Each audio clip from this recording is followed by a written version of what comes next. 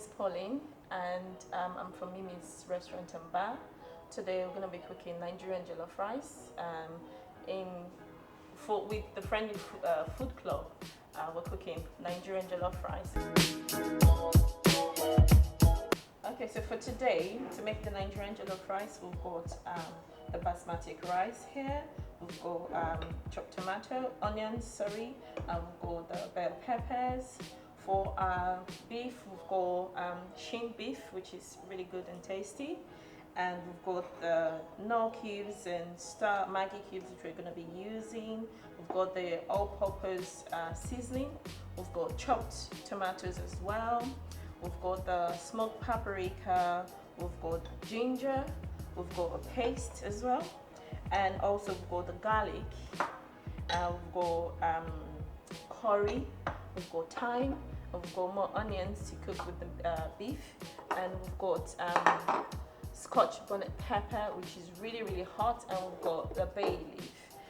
You can use whatever oil of your choice, but today I'm going to be using the sunflower oil. Okay, so now we've gone through what we're using to cook. The next thing is we need to wash our hands. Okay, so the first thing we're going to do today is to make the stew. And to make the stew, we need the big bell peppers, we need paprika, we need onions, we need the Scotch bonnet, and we need chopped tomatoes.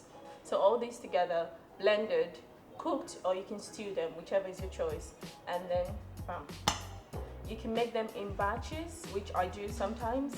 So after blending, you cook. You can keep them in your little bowls, whichever depends on the quantity that you've made, and then you can freeze them and use them whenever you want to use them to cook your Nigerian jollof rice. Okay, so while the tomato is cooking, I'm going to show you how to prepare your chicken or beef. It doesn't matter.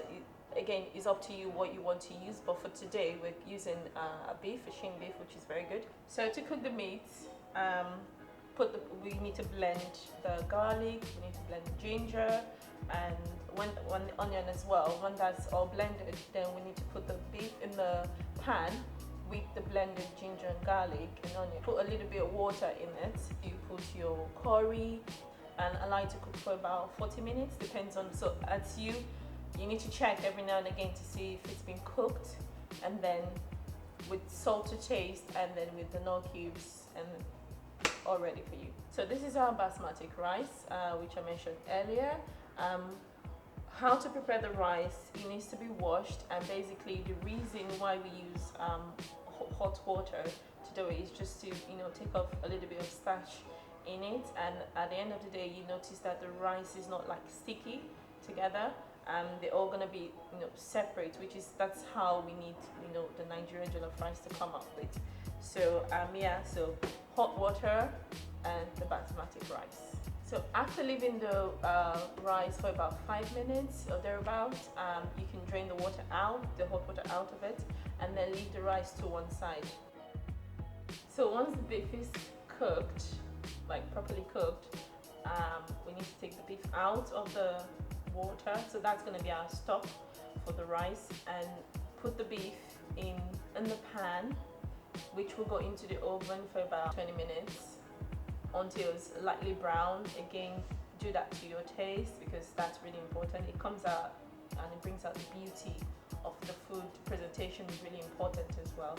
So next we're going to use the stock, put in the pan, and also the pepper, all mixed together. You can, at that stage, you put your salt, you put your curry, you can put your paste as well, and don't forget to put the Knorr cube or the Maggi, whichever you're using, and then bring everything to a boil. Okay, so while the stock and the tomato are boiling in the pan, we're gonna add the rice, which we've already washed, and then bring everything to a boil. While you're adding it, you need to make sure everything has the taste that you want it to be. You need to make sure your Maggi, the salt, the spice and everything is just bang on how you want it, how you want the taste to be. Okay, so now we have the rice, cooking.